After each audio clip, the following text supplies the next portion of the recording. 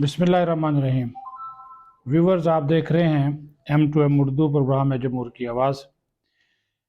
एक तो आपने जो है वो फ़र्रुख हबीब का एतराफ़ जुर्म मंजर आम पर आने के बाद सुन लिया, वो भी मुशर्रफ बा जहांगीर तरीन हो गए और दायरा इस्तेहकाम में दाखिल हो गए, और उन्होंने साथ ही साथ मशवरे भी दे दिए उन रुपोश लोगों को जो छुपे हुए हैं, और कहा कि वो बाहर आएँ, अपनी फैमिलीज़ को सफ़र ना करें, झूठे बयानियों का सहारा ना लें, इदारों से ना लड़ें। और उसके बाद फिर एक जो अडियाला जेल का कैदी है कप्तान, वो भी अपने दौरे हुकूमत में जिस तरह लोगों को नवाजता रहा, फरागोगी और मुर्शद के ज़रिए तो जो कुछ होता रहा वो आपके सामने है। लेकिन ख़ुद भी उन्होंने अकरबा परवरी की इंतहा की रखी थी। उसके ऊपर भी आपको बता दूं कि उनके अमेरिका में एक कज़न थे नौशेरवान बरकी, उनको वो वापस पाकिस्तान बुलाते हैं। पाकिस्तान वापस बुलाकर उनको लेडी रीडिंग हस्पताल पेशावर का पहले चीफ एग्जीक्यूटिव बनाते हैं। उसके बाद उनको इंस्टीट्यूट ऑफ कार्डियोलॉजी जो पेशावर है उसका जो है वो बना देते हैं। बोर्ड ऑफ गवर्नर का जो रुकन है उसमें उनको जो है वो तैनात कर देते हैं। तो ये सारा सिलसिला उनकी जानिब से किया जाता रहा।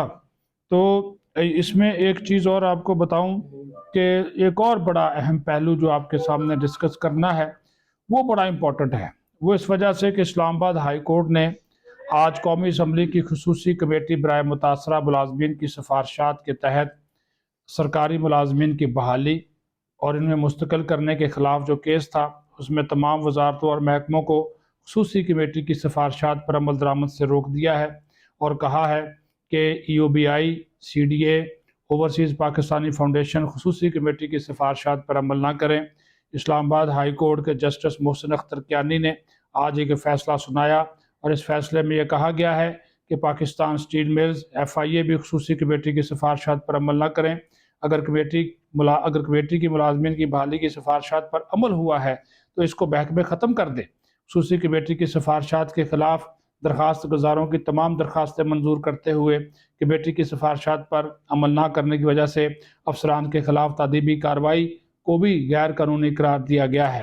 फैसले में कहा गया है कि कौमी असम्बली के रूल्स ऑफ बिजनेस के तहत स्पेशल कमेटी ने अपने इख्तियारात से तजावज़ किया जो कि वो ऐसा नहीं कर सकती। फैसले से वफाकी हुकूमत ने भी खुसूसी कमेटी की सिफारशात को सपोर्ट नहीं किया। स्पेशल कमेटी की सिफारशात की कोई कानूनी हैसियत नहीं है। कमेटी का पार्लियामेंट को सिफारशात भेजने का मैंडेट था, लेकिन कमेटी ने बराह रास्त इदारों को हदायत भेजना शुरू कर दी थी। कमेटी ने EOBI को अदालती फैसले से बरतरफ होने वाले 358 मुलाजमीन को भी बहाल करने का हुक्म दे दिया गया। इन तमाम तर इक़दामात से तासुर दिया गया कि कमेटी कानून, आइन और आइनी मैंडेट से बालातर है।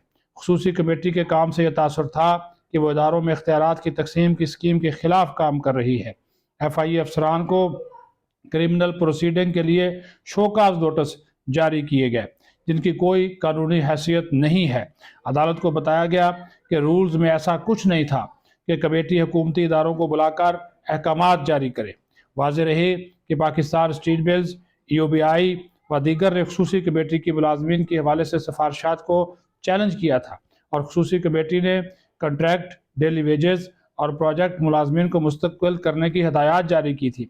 कमेटी ने चेयरमैन EOBI, वजारत तालीमात व दीगर के खिलाफ सिफारशात पर अमल दरामद न होने पर कार्रवाई की भी हिदायत की थी।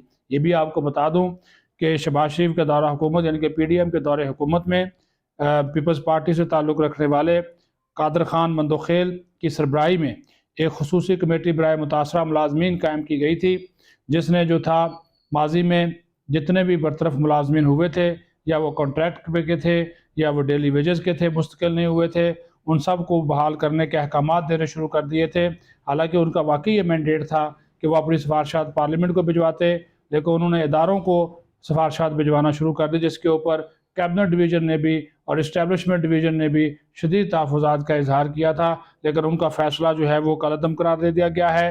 ان اس کمیٹی کی اس کمیٹی کو غیر قانونی کارروائی اس کمیٹی کو غیر قانونی جو ہے وہ قرار دے دیا گیا ہے۔ اور ساتھ ہی ساتھ جب میں نے بحث کہا کہ فرق حبیب دائرہ استحکام میں شامل ہو گئے ہیں، جہانگیر ترین کی جو پارٹی ہے انہوں نے یہ الزام لگایا کہ عمران خان نے بیلٹ کی بجائے بروڈ کا رستہ اختیار کیا، اور پی ٹی آئی کے لوگ ملکی مفاد سامنے رکھے، جو لوگ چھپے ہوئے ہیں کب تک چھپیں گے، ٹھنڈے دماغ سے فیصلہ کریں، منظر عام پر آئیں، جھوٹے بیانیوں کا سہارا نہ لیں، اداروں سے نہ لڑیں، اور کوئی شخص جو کچھ ہوا ہے 9 مئی کو جو کچھ ہوا اس میں کوئی شخص ونر نہیں ہے۔